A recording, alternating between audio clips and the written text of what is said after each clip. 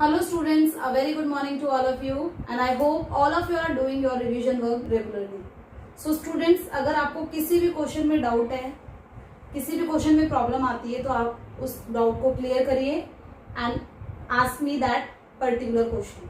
Okay, किसी topic में या किसी क्वेश्चन में कंफ्यूजन है सो आप पूछ सकते हैं. किसी हेजिटेशन के आप उस डाउट को क्लियर करेंगे एंड वो क्वेश्चन आप डिस्कस करेंगे. Okay, so in today's video we are going to discuss the part second chapter that is water resource. Okay, so water resource के बारे में एक बार देख लेते हैं कौन कौन से important topics हैं इस chapter के.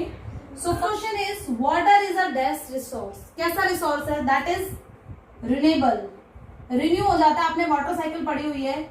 So water cycle के through है water renew हो जाता है. So renew ये हो जाता है बट population इतनी बढ़ रही है, water की demand इतनी हो रही है कि availability कम हो रही है. जितना ज्यादा use हो रहा है उससे कम अवेलेबिलिटी है. सो ये रिन्यूएबल रिसोर्स नॉन रिन्यूएबल में, क्योंकि इसको एक पर्टिकुलर पीरियड चाहिए. बिकॉज हमने वाटर साइकिल में क्या पढ़ा था कि इवोपरेशन होती है, उसके बाद में कंडेंसेशन होती है. कंडेंसेशन से वाटर वेपर है वो वापस जमीन पर आते हैं.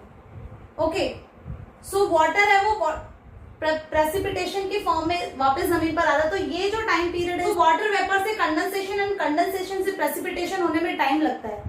तो अगर हम इससे ज्यादा यूटिलाइजेशन करेंगे और अगर रेनफॉल ना हो, प्रेसिपिटेशन ना हो तो वाटर की शॉर्टेज आ जाती है जिसे हम कहते हैं वाटर स्कार्सिटी. सो बहुत सारे डिफरेंट एरियाज हैं जहां पर वाटर स्कार्सिटी है, मतलब पानी की वहां पर बहुत ज्यादा कमी है. ग्राउंड वाटर है उसका लेवल कम हो चुका है या रेनफॉल वहां पर नहीं होती है, इरेगुलरिटी है, रेनफॉल में अनसर्टेनिटी है. सो उसकी वजह से रिन्यूएबल तो है लेकिन अगर हमने इसका रेकलेसली यूज किया तो ये नॉन रिन्यूएबल रिसोर्स भी बन सकता है. Okay, Which river recharge largely ground water? अब ग्राउंड वाटर कैसे रिचार्ज होता है? रिवर्स के थ्रू होता है. तो इंडिया में कौन सी रिवर है जिससे सबसे ज्यादा ग्राउंड वाटर आता है? That is river Ganga. Okay, that is river Ganga. Ganga के थ्रू सबसे ज्यादा ग्राउंड वाटर रिचार्ज होता है. Next, highest ground water use dam ground water. Ground water use इतना ज्यादा हो रहा है ग्राउंड वाटर जितना कि ग्राउंड वाटर वहां पर अवेलेबल भी नहीं है. किस स्टेट की बात हो रही है? ये हमारे एमसीक्यू में है, दैट इज तमिलनाडु.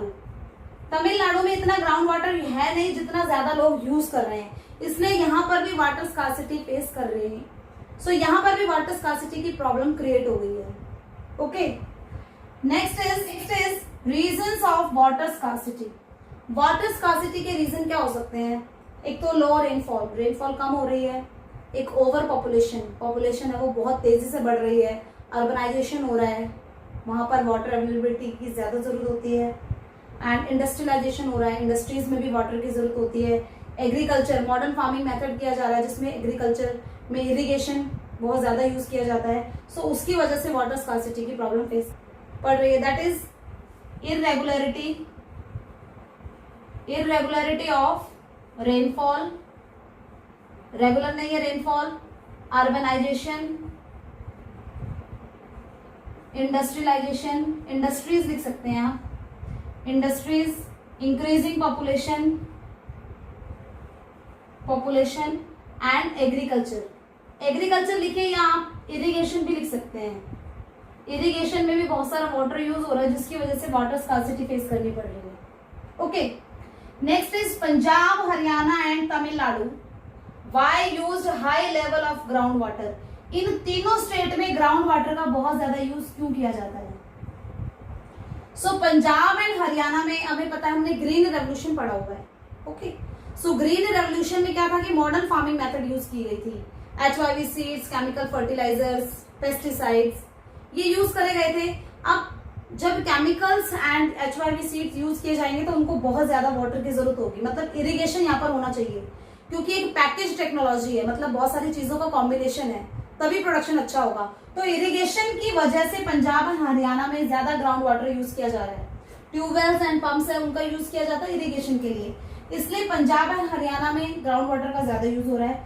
जबकि तमिलनाडु में रेनफॉल कम होती है, यहाँ पर वाटर स्कार्सिटी है, इसलिए यहाँ पर अंडरग्राउंड वाटर यूज किया जाता है. ओके, तो ये रीजन है तीनों स्टेट में. सो आप लिख सकते हैं कि मॉडर्न एग्रीकल्चर मेथड्स यूज करे जा रहे हैं इरिगेशन की वजह से एंड तमिलनाडु में वाटर स्कार्सिटी है. ओके, ये भी एनसीईआरटी क्वेश्चन है आपका. Next, Y water use in agriculture reduce day by day. Agriculture में जितना वाटर यूज किया जाता था वो धीरे धीरे कम होता जा रहा है, बिकॉज डेवलपमेंट की वजह से इंडस्ट्रियलाइजेशन हो रहा है। तो जो वाटर एग्रीकल्चर में यूज होता था, अब लोग एग्रीकल्चर के प्रोफेशन को छोड़ के सेकेंडरी सेक्टर की तरफ मूव हो रहे हैं, वो भी मैन्युफैक्चरिंग वर्क कर रहे हैं। तो इंडस्ट्रीज जितनी ज्यादा सेटअप होंगी तो इंडस्ट्री को भी वाटर ज्यादा चाहिएगा। पता भी है कि जो फार्म्स है वो धीरे धीरे कम होते जा रहे हैं, क्योंकि जहां पर फार्म थे वहां पर रेजिडेंशियल एरियाज बन रहे हैं, मार्केट डेवलप हो रहे हैं। सो एग्रीकल्चर में जितना वाटर यूज होता था अब वो धीरे धीरे कम हो रहा है बिकॉज ऑफ इंडस्ट्रियलाइजेशन। ओके, हमारे अर्थ पर वाटर है वो टू फॉर्म्स में मिलता है, या तो ग्राउंड वाटर या फिर surface water. So surface water किस किस फॉर्म में मिलता है? That is rivers, lakes, ponds, canals. इन रिसोर्सेज के थ्रू सरफेस वाटर हमें मिलता है। Okay, next is watershed management, जल संभर क्षेत्र। वाटर शेड मैनेजमेंट मीन्स किसी पर्टिकुलर एरिया में ground water and surface water को किस तरह से कंजर्व किया जा सकता है, उनका बेस्ट यूटिलाइजेशन कैसे किया जा सकता है, इकोलॉजी को कैसे मेंटेन किया जा सकता है। तो ये सारा जो मैनेजमेंट है that is watershed management. So water shade management है ये हरियाली। Water shade management central government ने स्टार्ट किया था और इसका मेन पर्पस था कि रूरल एरियाज में इरिगेशन के लिए, ड्रिंकिंग के लिए, डोमेस्टिक पर्पस के लिए वाटर अवेलेबिलिटी होनी चाहिए। ओके, तो रूरल एरिया में जहां पर भी सरफेस वाटर या ग्राउंड वाटर है उनका बेस्ट यूटिलाइजेशन कैसे हो, ये हरियाली वाटरशेड मैनेजमेंट प्रोग्राम में कहा गया था, सेंट्रल गवर्नमेंट का प्रोग्राम था। उसके बाद में नेक्स्ट वाटरशेड प्रोग्राम है Neeru Meeru programme. Neeru Meeru water management programme Andhra Pradesh में स्टार्ट किया गया था। अरावरी वाटर संसद, अरावरी पानी संसद, ये राजस्थान के अलवर डिस्ट्रिक्ट में स्टार्ट किया गया था। ये भी वाटर मैनेजमेंट है। एंड तमिलनाडु में वाटर स्कार्सिटी इतनी ज्यादा है कि वहां पर रेन वाटर हार्वेस्टिंग स्ट्रक्चर होना हर एक घर में बहुत ज्यादा जरूरी है। मतलब हर एक घर में ये कंपलसरी है कि आपने वाटर हार्वेस्टिंग, आपने वाटर को बचा के रखा है आगे फर्दर यूज करने के लिए, तो वो स्ट्रक्चर होना चाहिए। चाहे आप टैंक बनवाइए, चाहे आप उसको अंडरग्राउंड टैंक में यूज करिए, ओके, चाहे आप वेल बनवाइए, आपको स्टोर करके रखना है वाटर को। ओके, सो ये थे कुछ watershed management programme.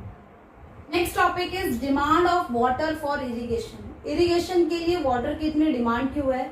Because agriculture की जो प्रोसेस है वो इरिगेशन के थ्रू ही सक्सेसफुल है। मीन्स एग्रीकल्चर में मस्ट क्या है? इरिगेशन।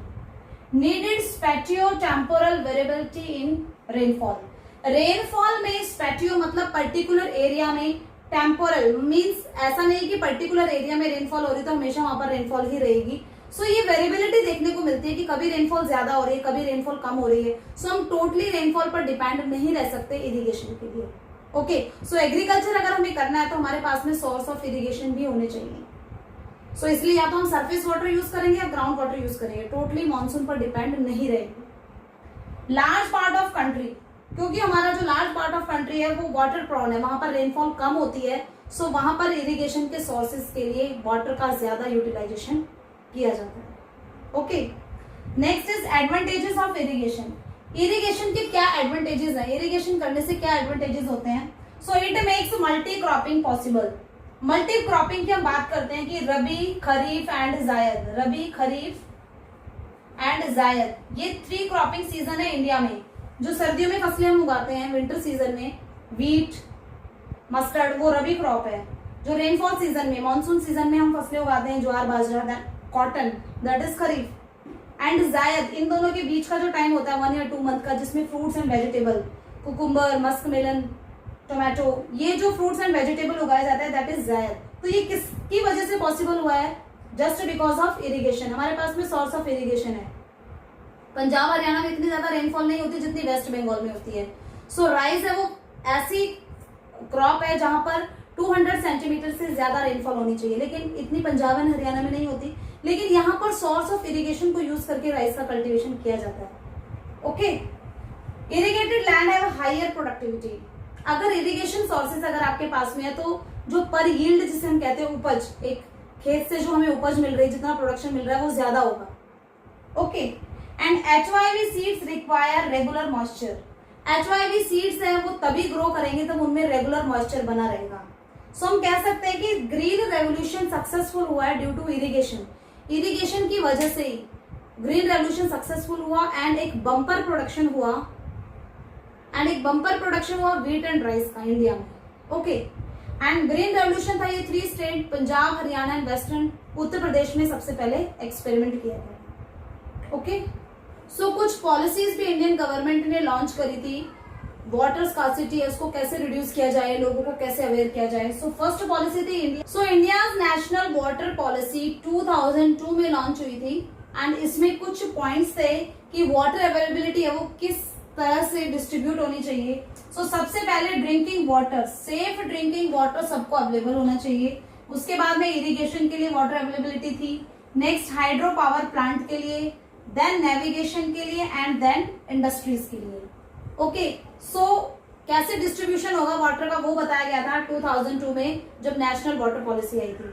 उसके बाद में 2015 में भी एक पॉलिसी आई थी दैट इज जल क्रांति अभियान। जल क्रांति अभियान में कहा गया था कि वाटर अवेलेबिलिटी है वो बहुत ज्यादा लिमिटेड है। ऐसा इसलिए हुआ क्योंकि क्लाइमेट चेंज हुआ है, रेनफॉल कम हो रही है and create water stress condition. बहुत सारे एरिया ऐसे बन गए जहाँ पे वाटर स्ट्रेस मीन्स वहां पर वाटर बिल्कुल खत्म हो चुका है। ओके सो इंक्लूड इसमें कहा गया कि कॉमन सिटीजन्स हैं एंड एनजीओज है वो हेल्प कर सकते हैं अवेयरनेस प्रोग्राम चला के कि वाटर को वेस्ट मत करिए। हम देखते हैं कि डिफरेंट कंपटीशन होते हैं, ऐसे राइटिंग होते हैं कि save water.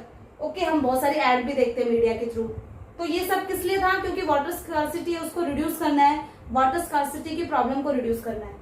Okay so 627 district में, हर एक डिस्ट्रिक्ट में बोला गया कि 672 डिस्ट्रिक्ट हैं, उनमें से हर एक डिस्ट्रिक्ट में एक विलेज है जिसे हम एज अ सेलेक्ट करेंगे, वो वाटर स्ट्रेस्ड विलेज है। वाटर स्ट्रेस्ड विलेज मीन्स वहां पर वाटर अवेलेबिलिटी नहीं है इसलिए उसे जल ग्राम बनाया जाएगा। ओके सो ये 2 पॉलिसी थी जो कि वाटर स्कार्सिटी से रिलेटेड थी। Students it's all about this chapter. आप इस चैप्टर में कुछ इंपॉर्टेंट क्वेश्चंस एंड जो टॉपिक्स हैं वो हमने डिस्कस करे हैं। सो इस चैप्टर को आप रीड करेंगे एक बार and you have to learn the questions. जो आपको नोटबुक में क्वेश्चंस लिखवाए गए हैं वो क्वेश्चंस आप लर्न करेंगे। Okay so best of luck for your studies parents. Thank you.